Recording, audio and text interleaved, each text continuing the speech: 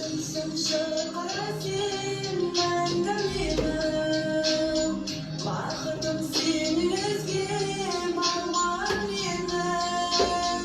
Аналық махаббатым шексіз саған, бөлшегі жүрегімнің мың бөлегі.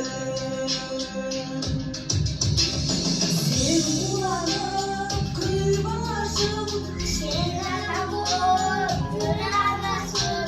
жаралған бақыт үшін әлемдегі ешбір ана, ешбір бала мұңаймасын, жыламасын.